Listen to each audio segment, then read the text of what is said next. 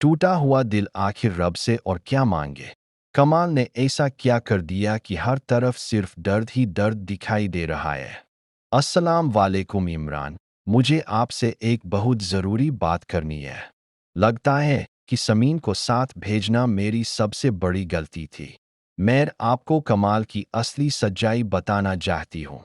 हो सकता है कि आपको मेरी बात पर यकीन करना मुश्किल लगे, लेकिन वह इंसान जितना सीधा दिखाई देता है, उतना है नहीं। मैं कई दिनों से यह बात आपसे कहना चाह रही थी। समीन के मन में बार बार यही ख्याल आता है कि काश वह पहले ही इमरान को सब कुछ बता देती। उसे बिल्कुल अंदाज़ा नहीं था कि वहां जाकर भी कमाल अपनी चालबाजियों से बाज नहीं आएगा। आखिरकार समीन हिम्मत करके इमरान को फ़ोन करती है और कहती है, इमरान, मैं आपको कमाल के बारे में एक बहुत बड़ा सच बताना चाहती हूँ, लेकिन डर लग रहा है कि कहीं आप मेरी बात पर यकीन न करें। इमरान चिंता भरे लहजे में कहता है, समीन, बिना डरे सब कुछ बताओ। क्या तुम ठीक हो? उतने में कमाल अचानक कमरे में आ जाता है और दरवाज़ा बंद कर देता है। उसे सामने देखकर समीन घबरा जाती है और तुरंत फ़ोन काट देती है। समीन पूछती है, तुम यहाँ क्या करने आए हो?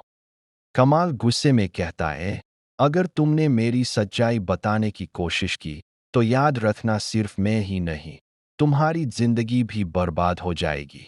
इमरान तुम्हें भी अपनी पहली पत्नी की तरह घर से निकाल देगा। इसलिए समझदारी इसी में है कि मेरे बारे में उससे एक शब्द भी मत कहना। उतना कहकर कमाल वहां से चला जाता है और समीन बुरी तरह डर जाती है। दूसरी तरफ शैला भी अपनी नई चाल चल रही होती है। वह बड़ी होशियारी से गयूर साहब के मन में समीन के खिलाफ नफरत भरने लगती है।